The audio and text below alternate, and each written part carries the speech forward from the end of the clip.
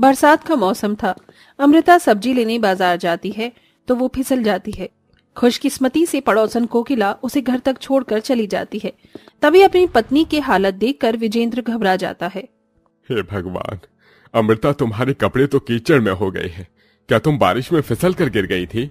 हाँ जी, सब्जी लेकर आ रही थी लेकिन मिट्टी से पैर फिसल गया और मेरे सर पर चोट आ गई। सर बहुत दुख रहा है, हाथ में से खून भी निकल रहा है। आओ आओ, तुम बैठो। देखो तुम्हारी क्या हालत हो गई है। अब तुम बाहर बिल्कुल नहीं जाओगी।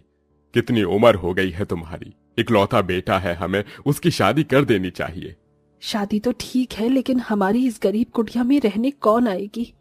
भगवान है ना, भगवान पर भरोसा रखो अमृता। ये लो पानी पियो। एक तो बरसात के मौसम में हमेशा ऐसा होता है, तुम गिर ही जाती हो। अजी मेरी फिक्र मत कीजिए, मैं बिल्कुल ठीक हूँ। विजेंद्र अपनी पत्नी का ख्याल रखता है। शाम को उसका बेटा आ जाता है तो वो उसे अमृता की हालत को देख शादी करने के लिए मना लेते हैं। चंद दिनों में अमृता को अपनी बहू मिल जाती है और वो निकेतन की शादी समझदार शर्वरी के साथ कर देते हैं, जो 1 महीने में ही घर की जिम्मेदारी अच्छे से संभाल लेती है। बहू तो ये क्या कर रही है? माँ जी आप तो अच्छे से जानती हैं, मानसून का मौसम चल रहा है। 3-4 दिन से बारिश आ रही है लेकिन तूफान भी। तो दीवार की जगह जगह खराब हो रखी है ना, इसलिए मैं मिट्टी से उसे भर रही हूँ ताकि अंदर मिट्टी ना आए। ठीक है बहू कर दे, लेकिन बारिश आने वाली है तो अकेले कैसे करेगी? मैं तेरे साथ जल्दी से करवा देती हूँ, बाहर भी करना है। हाँ माँ जी। शर्वरी और अमृता बाहर मिट्टी का लेप लगाती हैं तो सामने वाली अमीर बहू किंजल हंसकर कहती है लगता है घर में जगह जगह छेद हो गए हैं। बारिश की डर से वही तुम भर रही हो ना शर्वरी? वैसे हमें ये सब करने की जरूरत नहीं है, हम अमीर है ना। हमारा घर देखो, घर के बाहर टाइल लगी है, पेंट भी नहीं है कि पेंट छूट जाए। आपने बिल्कुल ठीक कहा, पर हम गरीब हैं, बिना पैसों का इस्तेमाल किए घर को चलाना अच्छे से जानते हैं। हाँ हाँ, तुम लोगों के पास ये किसी पीछे डायलॉग ही तो होते हैं, और क्या। गरीब लोग ये कर सकते हैं, गरीब लोग वो कर सकते हैं।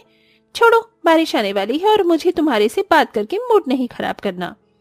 ये बोलने के बाद किंजल घर में चली जाती है। शाम को बारिश में भीगते हुए निकेतन घर लौटता है। अजी आप तो बहुत ज्यादा भीग गए हैं, अब जल्दी से पहले कपड़े बदल लीजिए वरना आप बीमार हो जाएंगे। हाँ तो शर्वरी, हो जाने दो मुझे बीमार, मैं इसी के लायक हूँ। बेटा तू खुद को ऐसे क्यों बोल रहा है? क्या बात है मुझे बता। पिताजी मेरी नौकरी छूट चुकी है, जबकि आज मेरी कोई गलती नहीं थी, फिर भी मालिक ने मुझे निकाल दिया। अब मैं इस बरसात के मौसम में कहाँ नहीं नौकरी ढूंढूंगा। घर में खाने के लिए राशन नहीं है और ये छत भी तो मरम्मत करवानी थी। पिछली बारिश में आपने मुझे कहा था, सोचा था पगार मिल जाएगी तो काम हो जाएगा, लेकिन नहीं। अजी आप हिम्मत मत हारिए, जब परिवार साथ होता है तो सब कुछ हो जाता है। मैं कल से कोई काम देख लूंगी, आप काम की तलाश जारी रखें। पर बहू तू। माँ जी प्लीज मना मत कीजिएगा, इस वक्त बारिश के मौसम में मेरे परिवार को मेरी जरूरत है, मुझे इस पर खरा उतरने दीजिए। फिलहाल घर में 2-3 दिन के लिए दाल चावल हो जाएंगे, मैं बना कर लाती हूँ। शर्वरी चूल्हे पर खाना बनाने जाती है तो बहुत देर तक लकड़ियों को जला नहीं पाती है। हे भगवान, कितनी देर हो गई है, मुझे लगता है बारिश की नमी के कारण ये लकड़ियां गीली हो गई हैं और जल नहीं पा रही। थोड़ी सूखी घास से जलाने की कोशिश करती हूँ। शर्वरी को घर के बाहर भी सूखी घास नहीं मिलती क्योंकि धीमी धीमी बारिश जो आ रही थी, तो घर के अंदर से ही कोई सूखे कपड़े का टुकड़ा चूल्हे पर डाल देती है, जिससे आंच जल जाती है और वो दाल चावल पकाना शुरू करती है। अपनी बहू को चूल्हा जलाने में परेशानी होता देख सास भी दुखी होती है। हे भगवान, मुझे तो लगता है अभी थोड़ी बहुत बारिश से ही इतनी परेशानी हो रही है, अगर तेज होने लग गई तो क्या होगा। हमारा तो घर भी कच्चा होने को आया है। कुछ देर में खाना बन जाता है और सब खाकर सो जाते हैं। अगले दिन शर्वरी और उसका पति काम की तलाश करते हैं, जिन्हें कहीं भी काम नहीं मिलता। लेकिन किंजल का पति गौरव उसी काम ढूंढती हुई एक दुकान पर मिल जाता है तो वो कहता है, अरे तुम तो वही हो ना जो हमारे घर के सामने रहती हो। क्या हुआ, तुम परेशान हो? जी कल मेरी पति की नौकरी चली गई, इसलिए मैं काम की तलाश कर रही थी। मुझे खाना पीना बनाना बहुत अच्छे से आता है, पर यहाँ तो किसी को भी जरूरत नहीं है। ऐसा करो, तुम हमारे घर पर काम कर लो। तुम परेशान हो इसलिए मैं बोल रहा हूँ, और दूसरी बात, मेरी पत्नी इतना अच्छा खाना बनाती नहीं है ज्यादातर वो फोन में ही देखती रहती है, इसलिए बोल रहा हूँ मैं। क्या सच में आप मुझे काम दे रहे हैं? वो किंजल दीदी मुझे निकालेंगी तो नहीं? वो ऐसा कुछ नहीं करेगी, कल से तुम आ जाना। जी भाई साहब। अगले दिन शर्वरी सामने वाली अमीर घर में काम करने के लिए जाती है तो किंजल चौंक जाती है। फिर गौरव उसे समझा देता है। अच्छा, तो आपने रखा है इसे काम पर?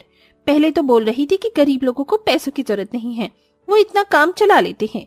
लगता है अब काम चला नहीं पाई। किंजल दीदी, पहले जो भी हुआ है उसके लिए मुझे माफ कर दीजिए, पर इस वक्त मुझे इस काम की बहुत जरूरत है। हाँ ठीक है ठीक है, मेरी रसोई बहुत गंदी हो रखी है, पहले साफ करो और उसे साफ करने के बाद हम सब के लिए पकौड़े बना देना। बारिश का मौसम और चाय पकौड़े ना हो, ऐसा हो ही नहीं सकता। जी मैं अभी बना कर लाती हूँ। शर्वरी रसोई में जाकर उनके मॉडर्न किचन के उपकरणों को देखकर हैरान हो जाती है। वहाँ तरह तरह के mixer, microwave, oven, refrigerator, RO, electric induction, chopper machine सब था। बाप रे बाप, हमारी गरीब रसोई में तो सिर्फ लकड़ी और मिट्टी का चूल्हा और कुछ खटके बर्तन होते हैं, पर अमीर रसोई में तो स्टील, क्रॉकरी, कांच के बर्तन भी हैं। खाना बनाने की 3-4 चीज हैं।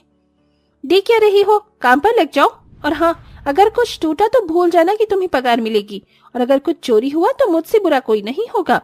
नहीं नहीं मालकिन, ऐसा कुछ भी नहीं होगा, मैं अभी काम कर देती हूँ।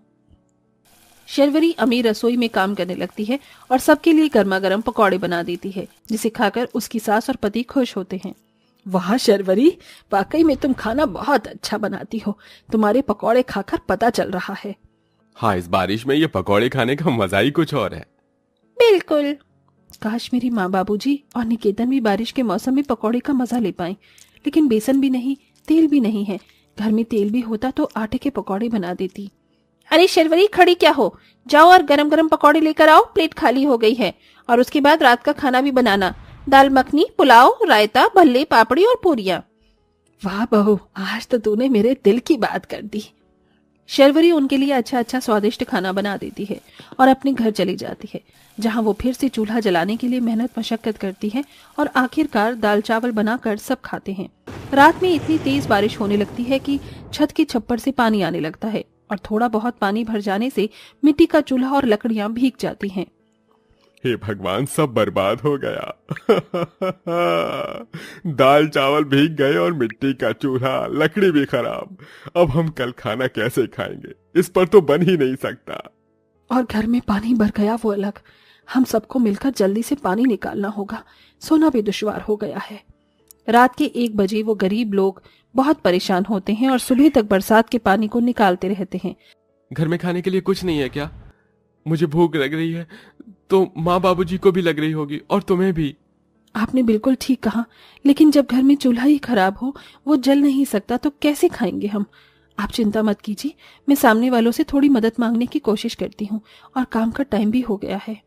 हाँ बहू, तू जा। शर्वरी फिर उन सब के लिए रसोई में अच्छा अच्छा खाना बनाती है।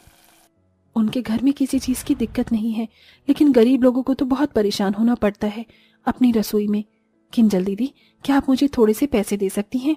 मेरे घर में बारिश की वजह से दिक्कत आ गई है, परिवार ने कुछ खाया नहीं है। क्या बोला तुमने? तुम्हें काम पर आए हुए 2 दिन नहीं हुए और तुमने हाथ फैलाना शुरू कर दिया, इसलिए तुम लोगों को रखना नहीं चाहिए। अब बारिश हो रही है तो हम क्या करें? तुम जाओ यहाँ से, मैं अपनी रसोई खुद संभाल लूंगी। बहू, इतना गुस्सा क्यों हो रही है? दे दे पैसे। नहीं माँ जी, आज दे दिया तो कल फिर से ऐसा ही करेगी, जाओ यहाँ से। ठीक है दीदी। शर्वरी रोते हुए अपने घर पर आ जाती है और पूरे परिवार के साथ बारिश से बचने के लिए कोने में बैठ जाती है, क्योंकि घर में अभी भी पानी भरा हुआ था। बारिश से उसका बहुत बुरा हाल था, ऊपर से भूखे पेट बैठे थे। 7 घंटे हो जाते हैं। अमीर बहू के घर पर कोई नहीं था। वो अपने लिए माइक्रोवेव में पिज्जा बना रही थी कि अचानक से ब्लास्ट होने की आवाज आती है। शर्वरी फौरन सामने वाले घर में जाती है और देखती है कि किंजल को करंट लग रहा है, तो वो लकड़ी के जरिए बिजली बंद करती है। हे भगवान, ये तो करंट खाकर बेहोश हो चुकी हैं, इन्हें अस्पताल ले जाना चाहिए। निकेतन जी, माँ जी, बाबूजी, उनके घर पर कोई नहीं है, इन्हें जल्दी से अस्पताल ले जाना होगा। निकेतन शर्वरी की आवाज सुन उसके पास आता है और किंजल को तुरंत अस्पताल ले जाता है, जहां उसके परिवार वाले भी आ जाते हैं। कुछ देर बाद उसे होश आता है। दीदी, आप ठीक तो है ना? आपको करंट कैसे लग गया? वो मैंने गलती से माइक्रोवेव तार पर पानी डाल दिया था और थोड़ा सा पहुंचकर जैसे ही उसे प्लग में लगाया तो शॉर्ट सर्किट से करंट लग गया। मैंने तुम्हारे साथ इतना बुरा बर्ताव किया, उसके बाद भी तुमने मेरी जान बचाई, क्यों? इसीलिए क्योंकि किंजल हर कोई अभिमानी नहीं होता। तुम्हारी बातों का उसे बुरा लगा होगा, लेकिन फिर भी तुम्हारी जान बचाना तो उसने जरूरी समझा ना। आपने बिल्कुल ठीक कहा, मुझे अपनी गलती का पछतावा हो गया है शिरवरी। सुनिए जी, मेरे कहने पर उनके घर में थोड़ा राशन और गैस सिलेंडर लगवा दीजिए ताकि इनकी रसोई में कोई परेशानी न हो। ठीक है, तुम आराम करो।